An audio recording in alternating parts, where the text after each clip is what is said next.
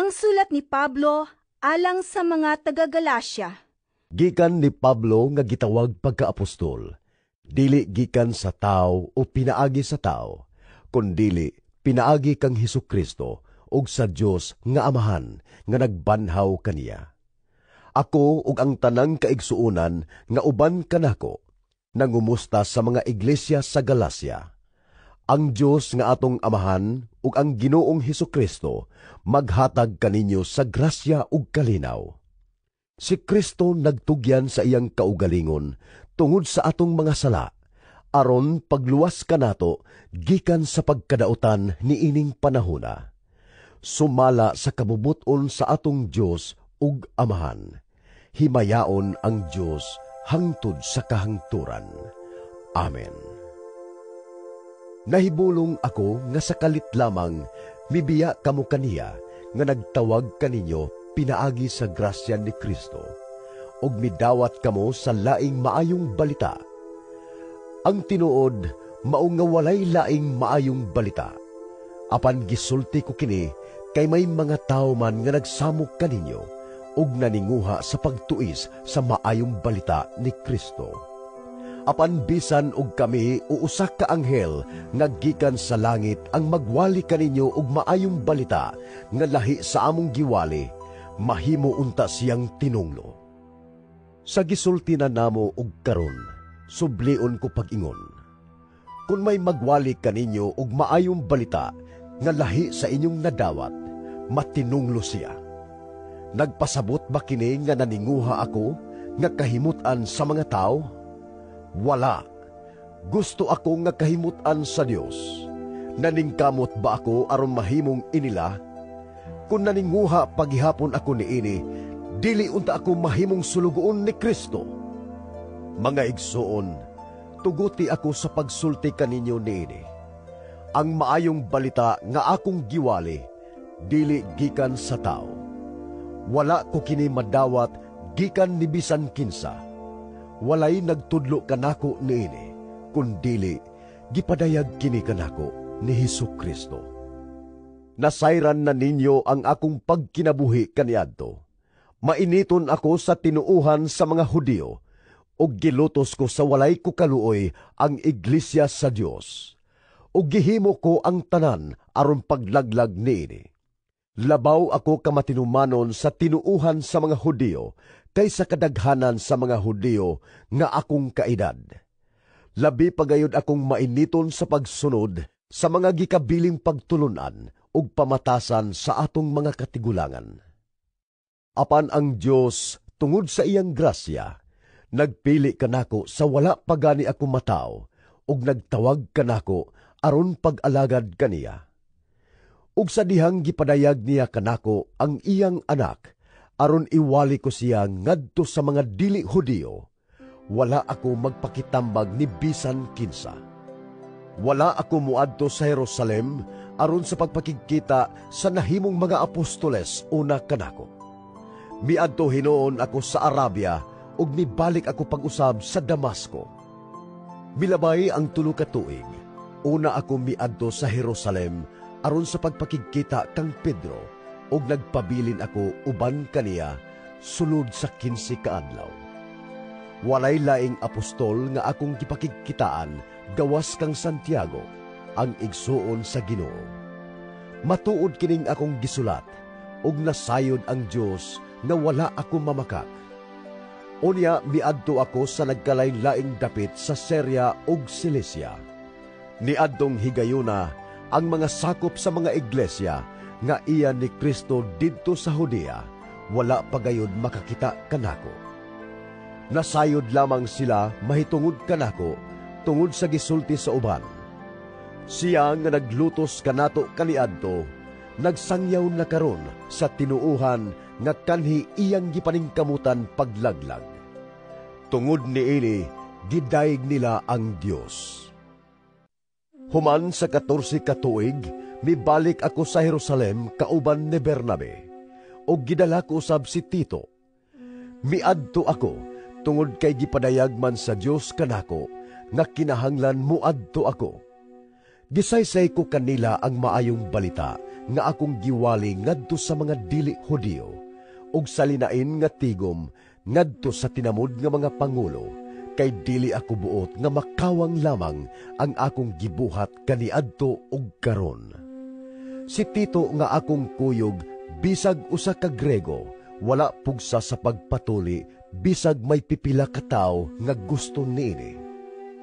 Kining mga tawhana, nagpakaaron ingnon nga magtotoo ug hilom nga misulod sa pundok, aron sa pagpaniid may tungod sa kagawasan nga atong naangkon, pinaagi sa atong pagkahiusa kang Kristo Jesus.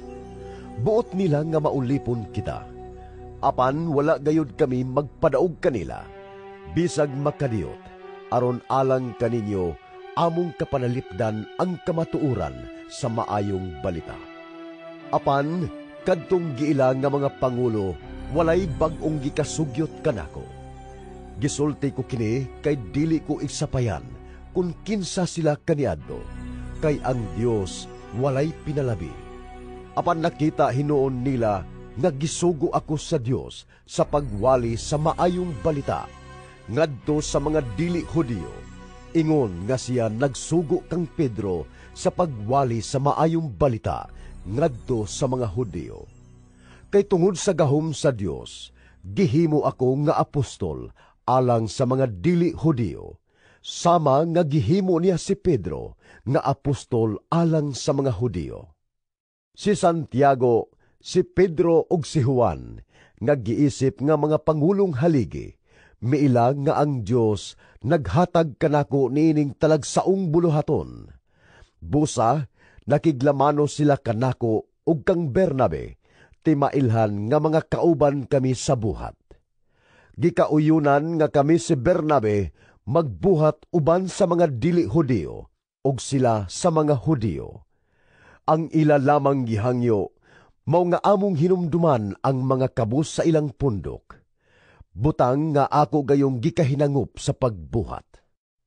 Sa pag-abot ni Pedro sa Antioquia, gisupak ko siya sa atubang, tungod kay nasayop siya.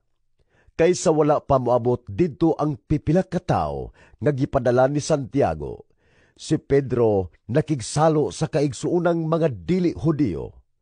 Apan sa pag-abot nining mga tawhana, milikay si Pedro ug wala na makigsalo kanila, kay nahadlok man siya ni adtong mga tawhana nga gusto nga tulion ang mga dili Hudiyo.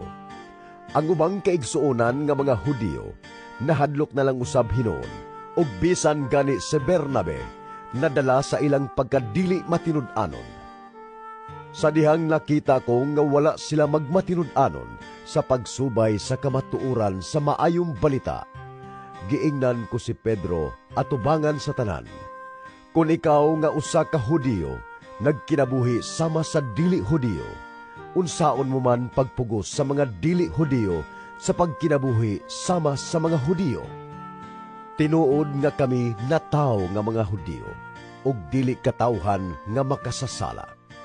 Apan nasayod kami nga ang tao isipon sa Dios nga matarong, pinaagi lamang sa pagtuo kang Hesukristo, ug dili sa pagtuman sa balaod.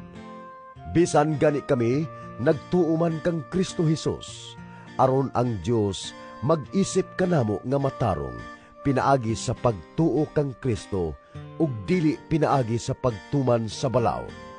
Kay walay tao nga isipon sa Dios nga matarong, pinaagi sa pagtuman sa balaod. Apan, kung sa maong pagpaningkamot, aron isipong matarong sa Dios, pinaagi sa pagkahiusa kang Kristo, makaplagan kami nga makasasala gihapon sama sa mga dili Hudiyo. Nagpasabot ba kini nga si Kristo nagdasig kanato sa pagpakasala? Wala. Kung tukuron ko pag-usab ang akong giguba, magpaila kini nga naglapas ako sa balaod. Kay kung ipasikad nato sa balaod, ako patay na. Gipatay pinaagi sa balaod, aron nga magkinabuhi ako alang sa Dios. Gilansang ako uban kang Kristo didto sa krus. Busa dili na ako ang nabuhi, kundili si Kristo na nga ania kanako. Og kining kinabuhi ko karon, akong gikinabuhi diha sa akong pagtuo sa anak sa Dios nga nahigugma ug nagtugyan sa iyang kaugalingon alang kanako. Wala ko isalikway ang grasya sa Dios, kay kun ang tao isipon sa Dios nga matarong pinaagi sa balaod, walay kapuslanan ang kamatayon ni Kristo. Pagkabuang-buang gayod ninyong mga taga-Galasya, kinsabay naglamat ka ninyo, nga unta gisesaya naman kamo sa dayag gayod, mahitungod sa kamatayon ni Jesucristo didto sa krus.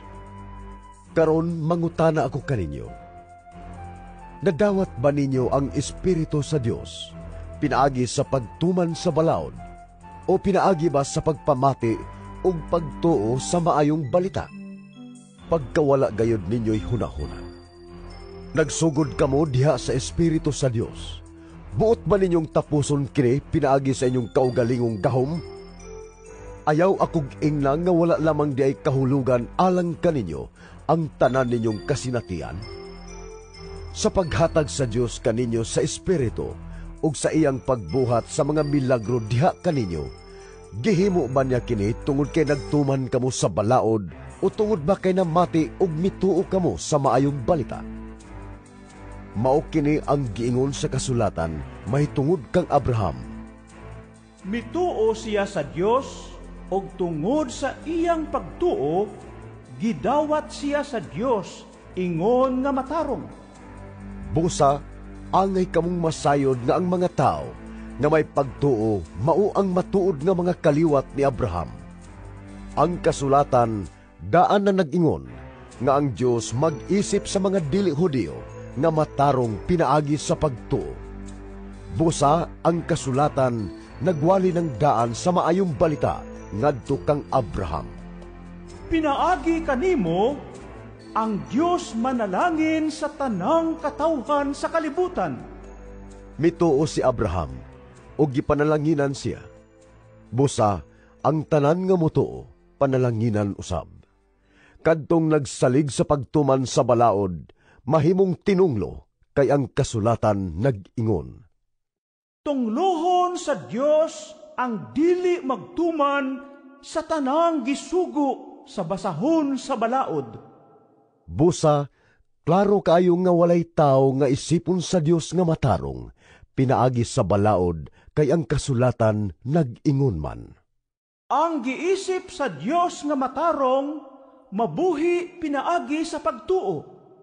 Apan ang balaod, wala mag-agad sa pagtuo, kay ang kasulatan nag-ingon. Ang magtuman sa tanang gisugo sa balaod, mabuhi pinaagi niini. Apan gilukat kita ni Kristo, gikan sa tunglos sa balaod, pinaagi sa paghimo sa iyang kaugalingon, nga tinunglo tungod kanato, kay sumala sa giingon sa kasulatan. Tinunglo sa Dios si bisan kinsa nga bitayon sa kahoy. Gihimo kini ni Kristo aron ang panalangin nga gisaad sa Dios ngadto kang Abraham, ikahatag ngadto sa mga dili Hudiyo, pinaagi kang Kristo Jesus, aron madawat nato ang gisaad sa Espiritu sa Dios, pinaagi sa pagtuo. Mga igsoon, ani ay usa ka pananglitan. Kunang usa ka kasabutan, gikauyunan ug gisilyuhana, wala na'y makasalikway o makadugang ug bisan unsa niini. Ang mga saad gihimo sa Dios ngadto kang Abraham ug sa iyang kaliwat.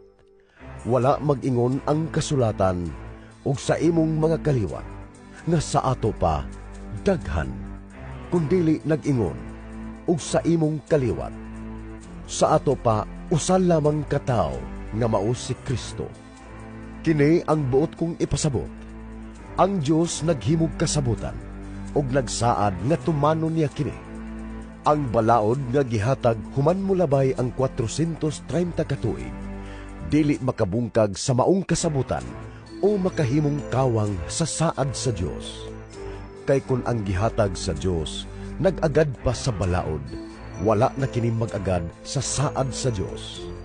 Apan gihatag kini sa Dios ngadto kang Abraham, kay iya man kining gisaad kaniya. Unya, nganong gihatag man ang balaod? Gidugang kini aron sa pagpaila sa mga kalapasan ug magpabilin kini hangtod lamang sa pag-abot sa kaliwat ni Abraham nga maoy gisaaran. Ang balaod gihatag pinaagi sa mga anghel, inabagan sa usa ka tawo nga maoy tigpataliwala. Ang tigpataliwala gikinahanglan lamang kung may duha ka tawo, apan ang Dios usara. Nagpasabot ba kini nga ang balaod nahisupak sa mga saad sa Dios? Wala. Kung may gihatag pang balaod nga makahatag og kinabuhi sa mga tao, mahimo untang matarong ang tao at tubangan sa Dios pinaagi sa balaod. Apan sumala sa kasulatan, ang tibuok kalibutan na ilalom sa gahom sa sala, aron ang mutuo makadawat sa gasa nga gisaad pinasikad sa pagtuo kang Hesukristo. Sa wala pa moabot ang pagtuo, nabilanggo kita diha sa balaod, hangtod nga igapadayag kining maong pagtuo. Busa, ang balaod maoy nagdumala kanato, hangtod sa pag-abot ni Kristo, aron isipon kitang matarong sa Dios pinaagi sa pagtuo. Apan karon nga ania na ang pagtuo, ang balaod dili na maoy magdumala kanato. Pinaagi sa pagtuo, kamong tanan nahimong mga anak sa Dios sa pagpakigiusa ninyo kang Kristo Jesus. Gibunyagan kamo aron mahiusa kang Kristo. Busa nakaambit kamo sa kinaiya ni Kristo.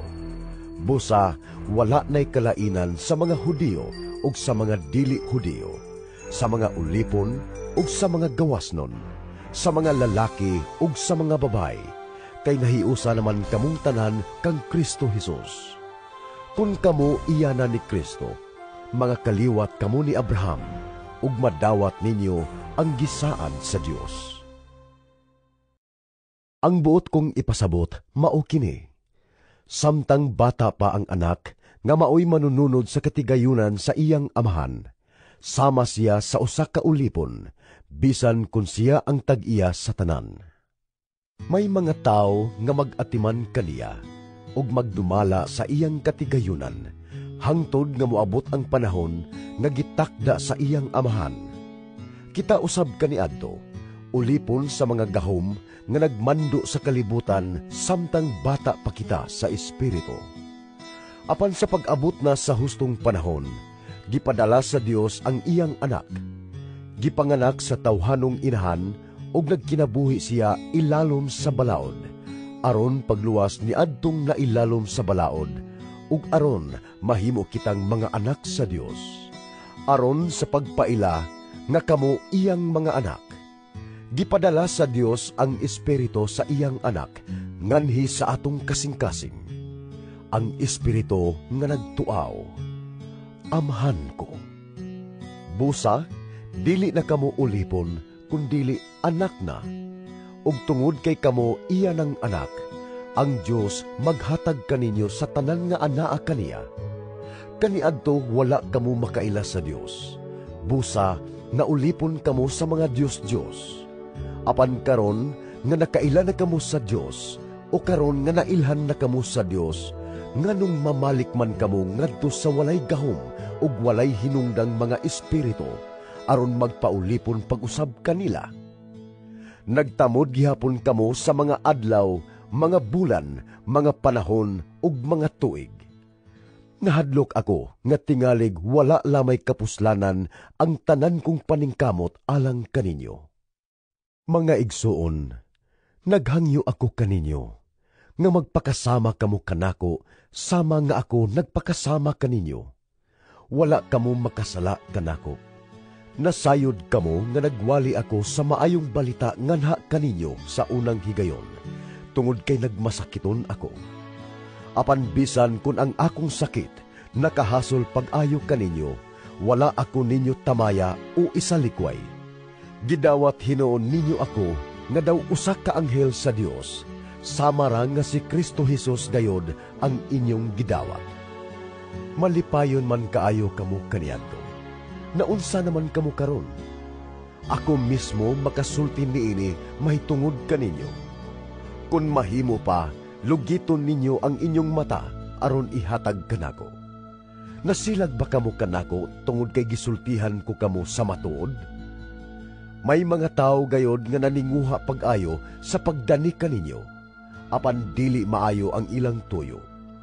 Ang tinguha nila maulamang nga mahimulag kamo kanako, aron masuod kamo kanila. Maayo gayod nga magmadasigon kamo kanunay sa maayong butang, bisan kun wala ako diha uban kaninyo. Mga minahal kong anak, sama sa usa ka inahan nga nagbati, gibati ko sa makausapa ang samang kasakit tungod kaninyo, hangtod nga makabaton kamo sa kinaiyan ni Kristo. Dako ang akong tinguha sa pagpakig-uban kaninyo karon, aron mausab ang akong hunahuna mahitungod kaninyo. Nabalaka ako pag-ayo kaninyo. Pangutanon ko kamong nagtinguha sa pagpailalom sa balaod. Wala ba kamo makadungog sa giingon sa balaod? Ang kasulatan nag-asoy nga si Abraham may duha ka anak nga lalaki. Ang usa, anak sa ulipon nga babay, ug ang usa, anak sa babay nga gawasnon. Ang iyang anak sa ulipon nga babay nataw sumala sa tawhanong paagi, apan ang iyang anak sa babay nga gawasnon nataw sumala sa saad sa Dios. Mahimo nga sabton kini nga usa ka sambingay. Ang duha ka babay mao ang duha ka kasabutan. Ang usa si Hagar, ug ang iyang mga anak nataw nga mga ulipon. Siya ang nagrepresentar sa kasabutan nga nagikan sa bukid sa Sinai. Si Hagar mao ang bukid sa Sinai didto sa Arabia, ug nagrepresentar siya sa siyudad sa Jerusalem, karon nga naulipon uban sa tanan niyang katawhan. Apan ang langit ng Jerusalem dili ulipon, ug siya mao ang atong inahan, kay ang kasulatan nag-ingon, Pag malipayon, babay nga wala makabaton og anak. Singgit tungod sa kalipay, ikaw nga wala makasinati sa kasakit sa pag-anak. Kay ang babay nga biniyaan, manganak pagmasdaghan kaysa babay nga may bana. Karon mga igsuon, sama kang Isaac, mga anak kita sa Dios tungod sa iyang saad. Apan sama nga niadtong panahona, gilutos sa anak nga nataw sa naandang paagi, ang anak nga nataw tungod sa Espiritu sa Dios. Mausab kini ang nahitabo kanato karon. Apan unsa may giingon sa kasulatan, kini nag-ingon, Papahawaa ang ulipon nga babayi o ang iyang anak. Kay ang anak sa babayeng ulipon, walay bahin nga masunod sa katigayunan sa iyang amahan, uban sa anak sa babayeng gawasnon. Busa mga igsuon, dili kita mga anak sa babayeng ulipon, kundili sa babay nga gawasnon. Gihatagan na kitag kagawasan ni Kristo. Busa pabilin kamo nga gawasnon, ug ayaw na kamo paulipon pag-usab. Ako si Pablo, mag-ingon kaninyo nga kung magpatuli kamo, nagpasabot kini nga walay kapuslanan si Kristo alang kaninyo. Pahimangnuan ug ingnon ko kamo pag-usab, nga kadtong magpatuli, kinahanglan nga magtuman gayod sa tibuok balaod. Kamo nga naningkamot, nga isipon sa Dios nga matarong, pinaagi sa pagtuman sa balaod, nahimulag hinuon kang Kristo, ug sa grasya sa Dios. Apan alang kanato, naglaom kita, nga pinaagi sa Espiritu, ang Dios mag-isip kanato nga matarong tungod sa pagtuo. Kay kung nahiusa kita kang Kristo Jesus, dili mahinungdanon ang pagkatinuli o pagkadili tinuli. Ang mahinungdanon, mao ang pagtuo nga nagbuhat pinaagi sa gugma. Maayo naman unta ang inyong nahimo, apan kinsa may nagsanta kaninyo sa pagsunod sa kamatuoran. Dili kini buhat sa Dios nga mao'y nagtawag kaninyo, sumala sa ilang giingon. Diyutay rang patubo ang gikinahanglan, aron motubo ang tibuok minasa nga harina. Apan misalig ako, nga diha sa atong pagkahiusa sa Ginoo, ako gayon ang inyong tuuhan, ug ang nagsamok kaninyo bisan kinsa siya, silutan gayod sa Dios. Apan mga igsoon, kung tinuod pa nga nagwali gihapon ako, nga kinahanglan ang pagpatuli, nganong gilutos man gihapon ako. Kung tinuod pa kini, nan, ang akong pagwali sa krus ni Kristo, dili unta makahimog kasamok. Mas maayo pa nga kadtong nagsamok kaninyo, magkapon sa ilang kaugalingon. Apan kamo mga igsoon, gitawag aron makabaton og kagawasan. Apan ayaw himuang pasangil ang inyong kagawasan, aron maghari kaninyo ang lawasnong kaibog. Pag-alagaray hinuon kamo tungod sa gugma, kay ang tibuok balaod natingob sa usa lamang kasugo. Higugmaa ang imong isigkataw, sama sa imong kaugalingon. Apan kun kamo magpinahitay ug magtinukbanay sama sa mga mananap, pagbantay nga dili kamo mahurot sa usag-usa. Kini ang akong isulti kaninyo. Paharia ang espiritu sa inyong kinabuhi, ug ayaw tumani ang mga tinguha sa lawas nung kaibog. Kay ang mga tinguha sa lawas nung kaibog, supak sa mga tinguha sa espiritu, ug ang mga tinguha sa espiritu, supak sa lawas nung kaibog. Nagkasumpaki kining duha, busad dili kamo makabuhat sa buot unta ninyong buhaton. Kung ang espiritu mao'y nagmando kaninyo, dili na kamo ilalom sa balaod. Sayon kaayo pag-ila sa buhat sa tawhanong kinaiya. Makita kini diha sa salawayon nga pagighilawas. Hugaw ug hilas nga mga buhat. Ingon man sa pagsimba sa mga Diyos-Diyos ug sa pagpamarang. Makita usab kini sa pagdinumtanay, pagbingkil-bingkil, sa kasina, sa kapungot, sa kahakog, sa pagkabahin-bahin, pagkamasinahon, pagkapalahubog, pagkamapatuyangon sa lawas nung kaibog, ug uban pang mga butang nga sama niini. Busa pasidan-an ko kamo karon, sama sa akong gihimo kaniadto. Ang magbuhat niining mga butanga, walay dapit sa gingharian sa Dios. Apan ang Espiritu naghatag sa gugma, kalipay, kalinaw, pailob, kaluoy, kaayo, pagkamatinud-anon, pagkamapausanon, ug pagkamapinugnanon sa kaugalingon. Kining mga butanga, wala may supak sa bisan unsang balaod.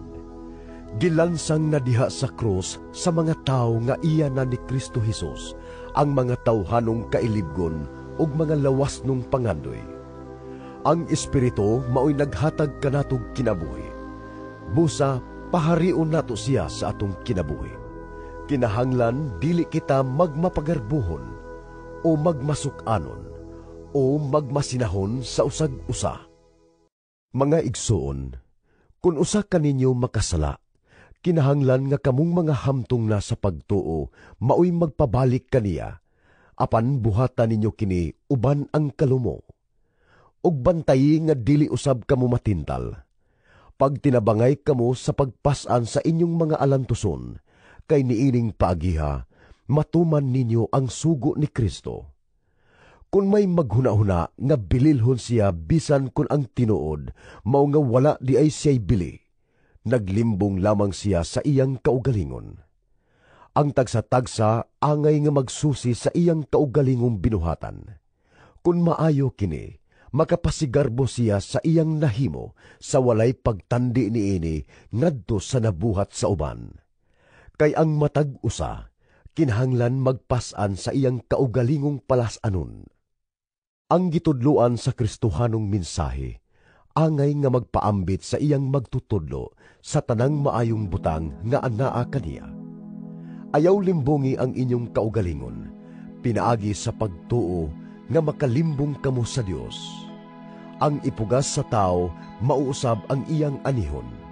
Kung magtanom siya diha sa uma sa lawas nun niyang mga tinguha, gikan niini, maani niya ang kamatayon. Kung magtanom siya diha sa uma sa espiritu, maani niya gikan sa Espiritu ang kinabuhing walay katapusan. Busa, dili kita magtinapulan sa pagbuhat ug maayo, kay kun magmadasigon kita, moabot ang panahon nga makaani gayud kita sa bunga niini. Busa, samtang may kahigayunan kita, buhaton ta ang maayo ngadto sa tanang mga tao, labi na gayud sa atong isig ka magtotoo. Tan-awa unsa kadagko sa mga letra nga ako gayud ang nagsulat. Kadtong gusto nga magpasikat sa mga butang nga makita, mao ang nagpugos kaninyo sa pagpatuli. Gibuhat nila kini aron dili sila lutuson tungod sa krus ni Kristo. Kay bisan kadtong nagpatuli, wala magtuman sa balaod. Apan gusto sila nga magpatuli kamo aron makapasigarbo sila nga midawat kamo sa seremonya sa pagtuli. Apan alang kanako, magpasigarbo lamang ako sa krus sa atong Ginoong Hesukristo, kay pinaagi sa iyang krus, patay na ang kalibutan alang kanako, ug ako patay na alang sa kalibutan. Dili mahinungdanon kung ang usa ka tawo tinuli ba o dili. Ang mahinungdanon mao nga siya bag-o nang binuhat. Alang niadtong nagsunod ni ining lagdaa, panghinauton ko nga ang kalinaw ug kaluoy mag-uban kanila ug sa tanang katawhan sa Dios. Sa katapusan, manghinaot ako nga wala na untay magsamok kanako, kay ania sa akong lawas ang mga ulat nga nagmatuod sa akong pagkaulipon ni Hesus. Mga igsoon, ang grasya sa atong Ginoong Hesukristo mag-uban kaninyong tanan. Amen.